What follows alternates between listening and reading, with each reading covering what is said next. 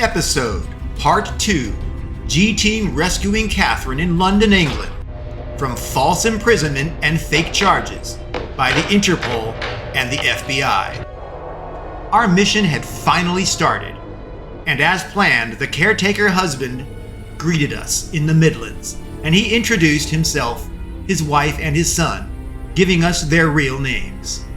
He also gave us their call signs, aka their handles. We were to use their call signs when on mission, and whenever we were in the heat of action, or in any high-threat situation. They emphasized to only use their call signs, ever, especially when talking over voice chat or radio, as a layer of obfuscation. The caretakers hammered home call signs let us operate covertly, using incognito names no one can recognize. So, you may be wondering who were the Knights Templar Midlands caretakers. Well, the caretaker husband was Lyle Gibbons, and his call sign was Alley Cat.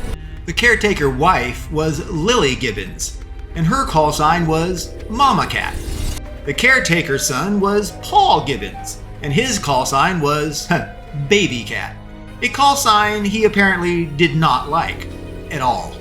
The caretaker family, all three of them, would be our drivers and our support team while we were on mission in London. Well, now that all the formalities were over, the caretakers promptly gave each of us several burqas, which we planned to change into when we were near London. With some apparent consternation and relief, the caretakers also gave us a lot of bombs. Specifically, they gave us several thousand packed explosives of CL-20. And they gave us specialized backpacks that were custom made to carry a lot of explosive packs, bomb canisters, and pager phone detonator triggers. Being prepared and ready, we took 3 separate taxi cabs, with each cab's departure delayed by 30 minutes from the previous cabs heading off, thereby staggering each team's arrival and reducing their chance of being noticed as a big group or as a taxi cab caravan. Well, the caretakers drove us all the way from the rural Midlands to London, and thanks to their green taxi cabs, we entered downtown London without ever being stopped or questioned. Everything was just smooth sailing all the way. In the end, we just had a long, scenic, and uneventful taxi ride from the Midlands to London. The caretakers ultimately drove us to a Tesco supermarket that was located downtown, not too far from the Waterloo train station, and its entrance to the London Underground train network, which, for reference, is often simply referred to as the Tube. Well, back to Tesco. The supermarket parking lot would be our rendezvous and emergency regrouping point. For our mission, Tesco would be our drop-off and extraction point, and it would also be our gear, ammo, and bomb replenishment point. The caretakers would be on call to come to us at any time, to whisk us away to safety, or to give us more weapons of destruction. And while awaiting a call from us, the caretakers would just blend in, feigning to be taxis waiting for new passengers. We made it. The first team arrived at Tesco. Our bombardier team had arrived, and with everyone wearing burqas over their normal gear and backpacks that were full of bombs, they were armed and they were ready, and so they dispersed, heading towards their respective targets. Silver, Amanda, and Katie, our bombardiers, had barely left Tesco, and an overwhelming, inexplicable sense of foreboding fell upon each of them. An anxious feeling of threat exuded everywhere. Silver suddenly pointed up to a rooftop ledge. He pointed to a crow that was very obviously watching them. The crow seemed to track their movement, and it seemed to almost be assessing, if not judging them. The crow unexpectedly shrieked and it cawed, calling for more crows to come and join. It's watching the team and their activity. Katie pointed up to the rooftops as well. Katie pointed out another leader, big, dark, scary crow. This commander crow flapped its wings as if to warn the team that they were being watched, tracked, and being judged. Eerily, crows with red markings began to arrive in groups. Soon the demon red-marked crows were everywhere. And of course, the red-marked demon crows also cawed as they observed the team, in judgment of them and their actions. The demonic red-marked crows monitored the team. The crows, they seemed to be calling for even more crows to come and join them. But these new crows, they were much bigger and they were pitch black. And these new crows had demonic red eyes. Silver pointed up at another group of crows, and he made an arcane gesture in the air, as if he expected the crows would flee from his spell or incantation. Well, it was as if the crows understood what Silver was doing, and the crows just leaned more vehemently into their judgmental watching of the team and of Silver, seemingly cawing laughter and mocking of Silver and his ineffective, silly magic. The crows just watched on, and being so high up on rooftops and ledges, the team could do nothing at all about them. And so they decided to just head out on their individual missions, essentially ignoring the crows. The team had once again barely begun their mission when another wild and eerie thing happened. This time, it was rats, not crows. That's right. The rats were especially vicious and violent, and they were everywhere. Though small, the rats were still scary big for a rat, and had nasty fangs, and they were vile, violent little creatures, seemingly from hell. Katie reported to everyone on her comms watch of their encounter with demon crows and demon rats right as they left the taxicabs. It was utter madness to imagine the team was under animal surveillance by demon crows and demon rats. Well, they seemed to be intimidating, but otherwise were ineffective at hindering the team, and thusly were irrelevant to our mission. Silver headed to the Big Ben clock tower, where he planned to place explosives behind its clock face, and once done, he would return to Tesco and remain there on call to join the assault to rescue Katherine. Katie headed into London's central train hub. She entered the Waterloo train station, where she navigated the crowded train hub. And Amanda headed to the London Tube entrance, where she feigned approaching as if to board a train, but veered off, and she slipped into a tunnel network, where only trains and workers are supposed to go. Concurrent to Amanda and Katie heading off to their mission target destinations, as noted earlier, Silver had headed off to the Big Ben clock tower. Although Silver could have targeted the smaller clock towers in the surrounding area, Silver wanted maximum impact, and thusly maximum distraction to law enforcement. And so Silver intended to blow Big Ben's clock itself into oblivion. Silver arrived at Big Ben and began scoping out the surrounding area. Silver was looking for vulnerabilities that he could exploit to get inside, and of course, to get back out safely once he was done. Good or bad, there was a single guard standing watch, defending the clock tower from intrusion or malfeasance. Silver determined that he needed a way to remove the guard from his post, thereby giving Silver a window of opportunity to get inside undetected. Silver further determined that the guard would lock everything up if he left his post willingly, like changing shifts with another guard, or if he casually chose to leave. Therefore, Silver would need to draw the guard away from his post with some kind of unavoidable disruption that not leaving his post would be dereliction of social duty. Silver had a plan. He proceeded up the street and he pulled from his pocket one of his explosive little friend hand grenades that he introduced to us back on the refueling station in the Atlantic, where he used them to blow up and kill a lot of people. Well, Silver removed the pin and he tossed, almost rolling his little friend hand grenade under a street-side parked empty taxicab. and kaboom! The car exploded with a huge and violent blast. Dozens of constabulary police immediately responded to the blast.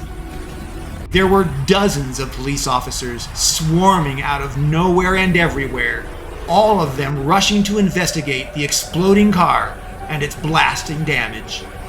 Success. Silver successfully drew out Big Ben's guard, so he left his post, giving Silver his opportunity, and Silver dashed inside and up into Big Ben's interior. Silver made it into Big Ben's interior all the way up to the clock face machinery room. Wasting no time, Silver began placing explosives everywhere.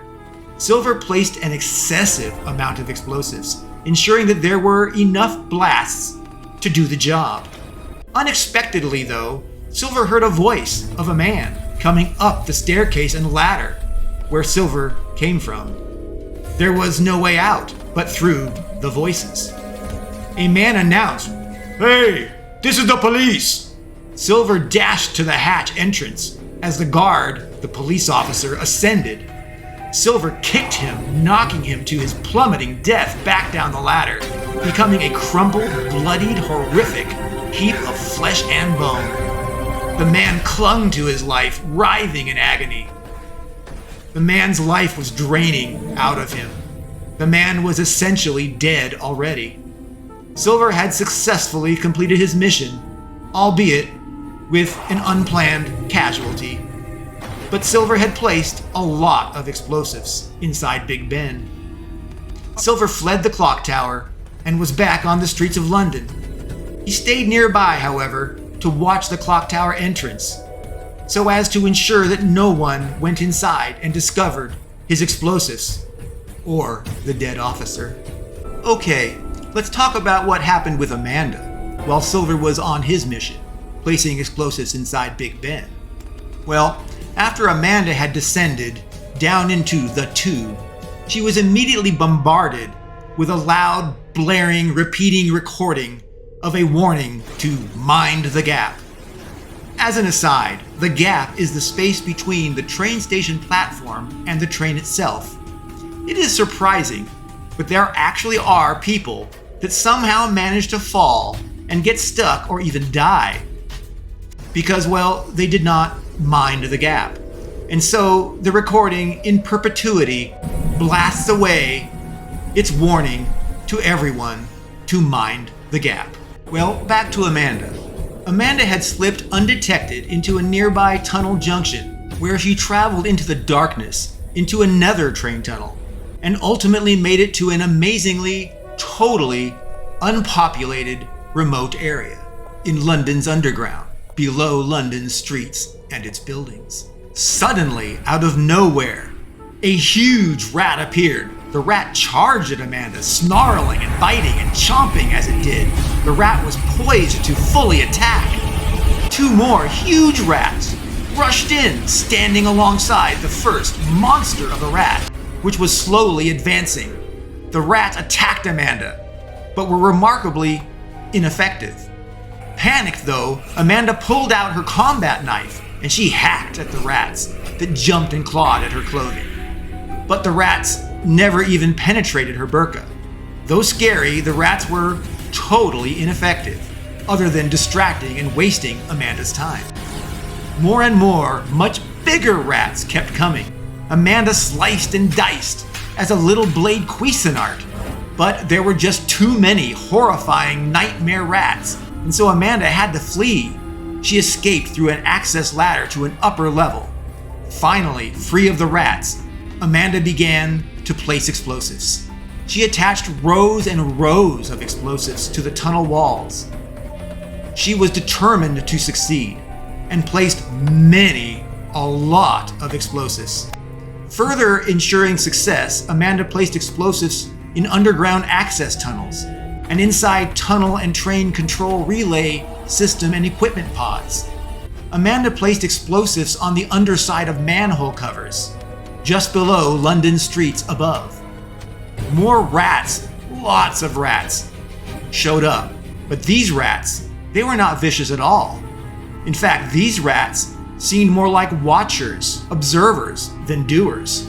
They were not fighting, attacking. The rats fled immediately, seeing Amanda pull out her rat-slaying blade. Well, Amanda had completed her mission and began heading back to the train station public area. Katie was inside London's central train hub, known as the Waterloo train station.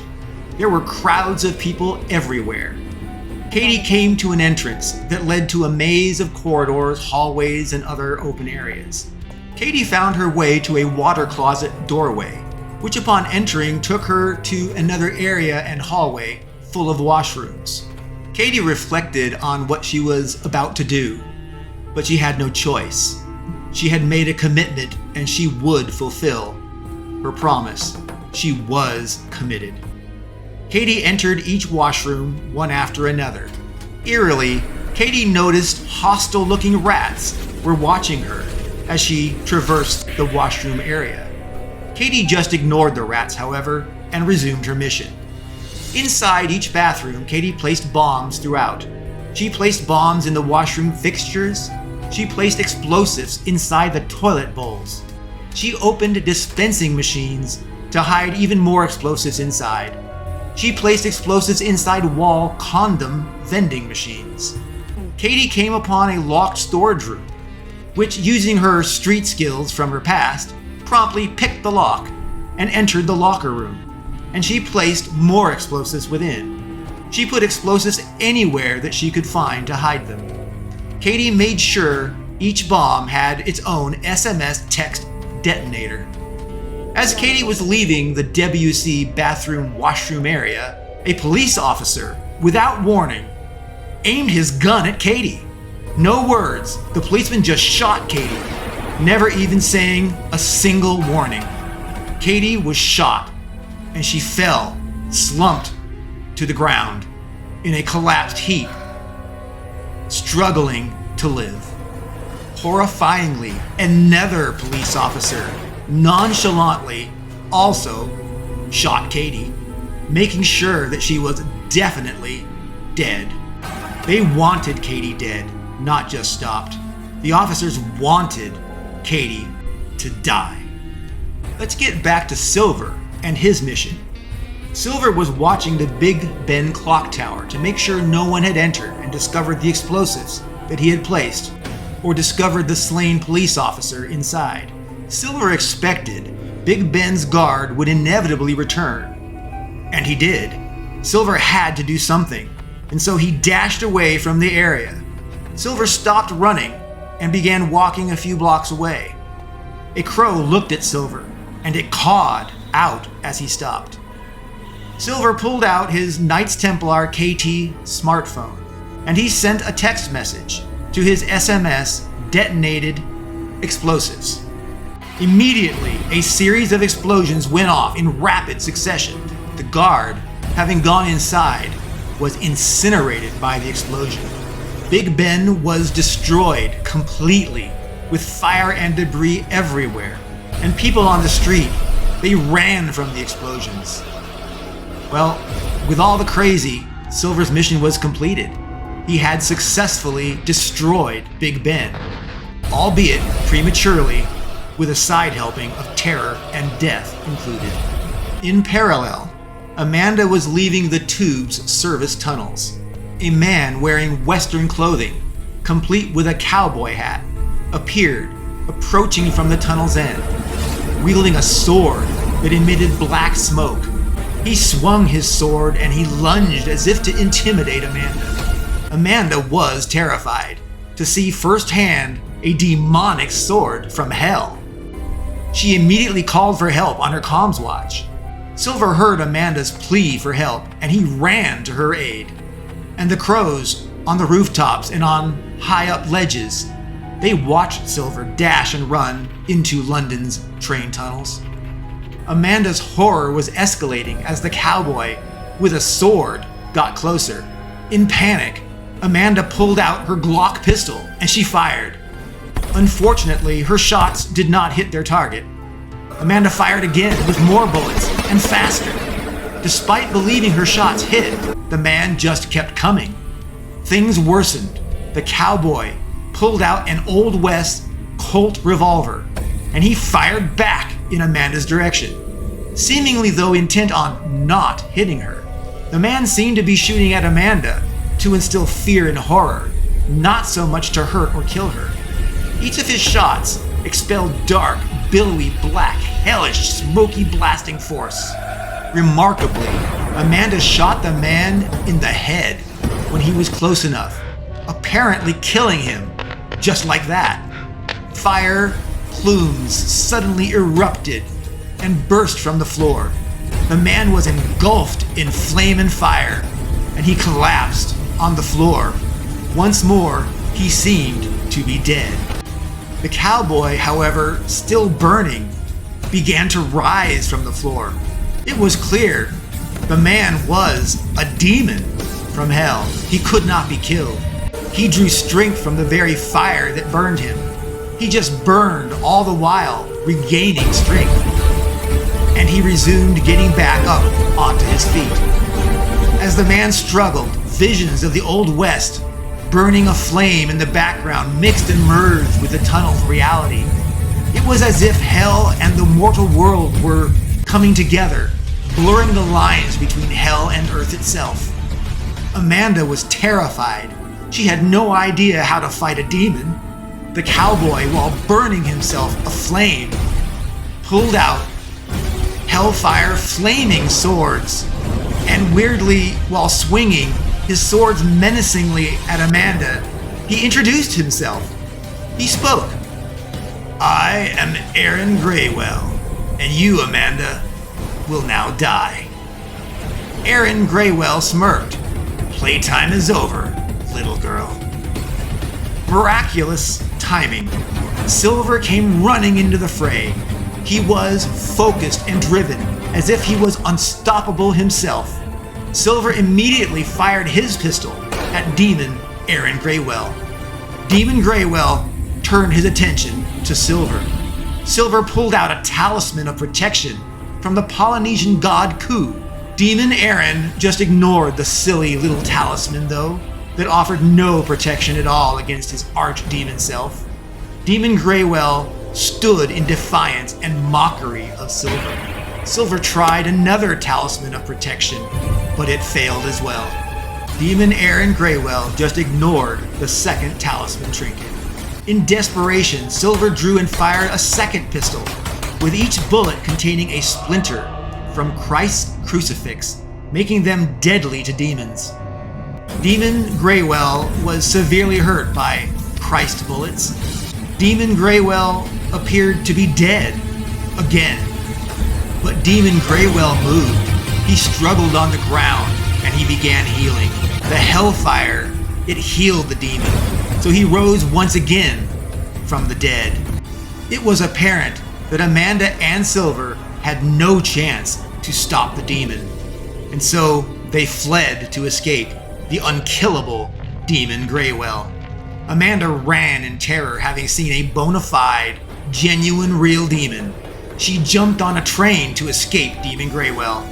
Silver was some distance, and being back in the active tunnels, Silver taunted Demon Graywell to keep the demon busy while the team finished their missions. And of course, Silver threw a little friend grenade, which only seemed to anger Demon Graywell.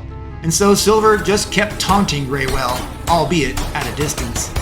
Once outside on the streets of London, Amanda called the caretaker's son, Baby Cat, to come and pick her up. Amanda noticed a row of rats in an alley, watching her. Freaked out, Amanda ran and hid in a local business stairwell, waiting for Baby Cat.